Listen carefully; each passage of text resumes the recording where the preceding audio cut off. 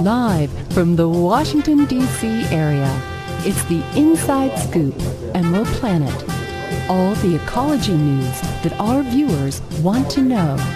Now, here's your host, Executive Director of the Emerald Planet, Dr. Sam Lee Hancock. Hello and welcome to the Emerald Planet as we come to you from Washington, D.C. in the United States as we're looking around the globe in 144 different nations, looking for those 1,000 best practices, technologies, services, and products that are making a difference as we go through the 21st century. And we're looking for ways that we're going to be able to improve the climate, at the same time to take care of the soils, the water, and the air as we move to a planet with 9 billion people by 2050. So how are we going to be able to do all that, have this balance, at the same time to increase the quality of life for all the citizens? And we have a gentleman that's joining us. This is Alfredo Quarto, who is the Executive Director of the Mangrove Action Project, coming in by Skype.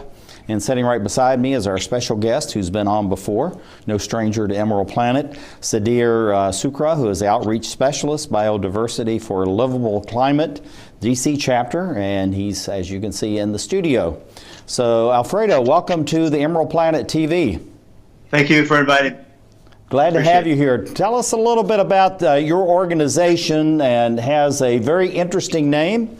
And let us know exactly what it is that you're doing, and a little bit about the mission and the vision. Okay, in 1992, I was traveling in Thailand doing a story on environmental issues in Thailand, and I ran into a problem of mangrove forest loss in southern Thailand. It was due to shrimp farming, which was expanding very rapidly and causing loss of mangroves. So I was interested in doing something about that by forming a worldwide network that would take on the issue of mangrove loss, but as well inform people of the importance of mangroves worldwide.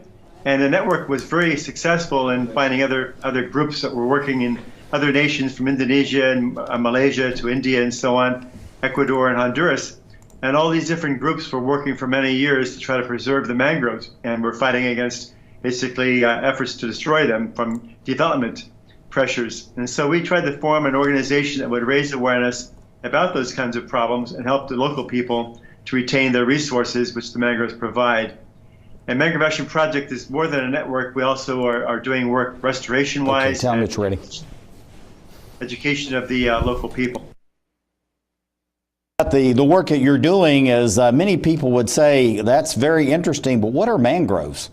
And then what is the benefit of having the mangroves? Sure.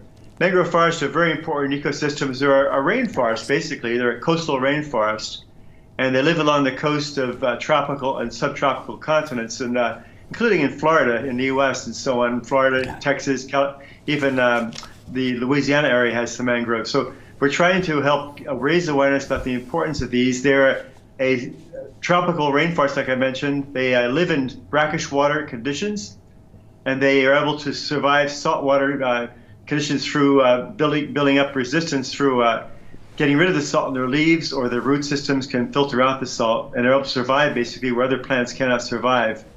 They're vital for fisheries, for nurseries for fish, and other wildlife like migratory birds use the mangroves. They're very important for coastal control of erosion and against storms and hurricanes, even tsunamis. They're protecting the coastlines from that kind of force of nature. And so mangroves are very important for the world's future for carbon sequestration as well, in helping to store carbon for almost thousands of years in their peat soils. And they sequester more carbon than any of the tree species. That's why they're very important today. Well, it's really interesting. We have your logo on here, and that's very telling. Tell us how the mangrove actually starts and then it grows, just looking at the emblem that you have here as far as your logo. Well, the mangrove will have seedlings that grow on the tree itself, and it's called bipolarity, where the actual seeds form roots while still on the tree itself. So when they fall to the ground, they fall into the tidal waters, into the intertidal zone, and the tides will take them out and then bring them back again, and they plant themselves basically in the substrate beneath the trees where they've landed, basically. Through tidal action, they'll make what they call zonation, where some mangroves will grow lower in the tides, other ones grow higher in the tidal areas. And the mangrove seed will grow, in different zones and different seedlings. There's about 72 types of mangrove seeds and plants. And these plants are very important for protecting the coastal areas, like I mentioned. And they buffer against storms and winds and so on, and wave actions, holding the soils in place and thus protecting the coral reef and the seagrass beds. Alfredo, can you actually see this image that I have up here now? I do see it. Yeah, go ahead and let's just talk through these, because these images, I think, are really important for both our domestic and international audiences. Of course, many of the internationals are living in these areas, particularly Indonesia, Bangladesh, Sri Lanka, places like that. But let's just go through these, and I'll just click through and just tell us what we're looking at and why what they're doing is so important. This is an estuary, basically. The mangrove canals or channels of water, rivers often run through the mangroves in very winding paths. You'll see the mangroves growing on both sides of the waterway there. And they provided a lot of habitat for nurseries for fish at low tide, or high tide, I should say. At low tide, they provided habitat for birds, migratory birds, and other animals that live in the mangrove areas. And you can see the protection they form. The waves or winds will hit those trees and be buffered by them to slow down the force of their energy and help protect the areas internally, inside those areas. So they're very important for that. The roots of the mangroves, we talk about the mangroves being the roots of the sea. They're basically an intertidal zone, but they're the interface between land and ocean. In a sense, they live in both worlds at one time. At high tide, they're living in the sea. At low tide, they're living on land. So they breathe the roots, and the root system is very important for not just stabilizing the soil, but also protecting against those kinds of forces of waves and winds. The local people here in this picture you see are fishing near the mangrove. They have these nets they throw, and they can gather the fish and shellfish and so on from the mangrove areas. They're very important for the local communities, for able to get their food and their fishery, basically, their livelihoods from the mangroves. And so local people depend on mangroves. Also, this shows a picture of the Bengal tiger in the Sundarbans. And mangroves are vital for endangered species like the Bengal tiger, which live in the mangrove areas of India and Bangladesh, Sundarbans. They're also very important for other wildlife. I mentioned the migratory birds, for fish, like the lemon shark that lives in the Bahamas and so on. Many species of animal depend on mangrove forest, and the coral reef depends on mangroves. All right, we're going to leave this one for just a few minutes. So let's go ahead and let Sadir ask his question, then we'll go directly to this chart then, if you don't mind, Alfredo. Fine, yeah. Hi, Alfredo. Great that you could join us. What are the main threats to mangroves today? Well, I mentioned shrimp farming is one of the main threats. It's expanding along the coastlines of many countries. Other industries like tourism, urban expansion, for one, building roadways without proper culverts can cause loss of mangroves. A lot of expansion along the coastal areas is happening today because the coastal areas are basically valuable for certain industries, such as tourism and so on. So we're seeing that kind of loss still happening. About 1% per year of mangroves are being lost, which is way too much. That means about 150,000 hectares a year are being lost. And this chart you see here in the picture shows that loss over the years. Yeah, that's a huge loss. Looking at the mangroves themselves, you went over this a little bit, but let's go more in depth, Alfredo, about how the mangroves actually help to possibly stop or reduce the amount of damage that's being done by climate change, and then also these excessive violent storms that we're getting now, which are becoming almost the new normal with climate change. Sure. Yeah, the mangroves actually sequester more carbon than any of the tree species other than the salt marshes and the seagrasses. Those three plant species are very important for climate change abatement, basically. 5 times more than rainforests, tropical rainforests, the mangroves sequester carbon. And more than that, they store it for hundreds, if not thousands of years in their peat systems. And this is very important. Mangroves are an excellent sink for carbon sequestration.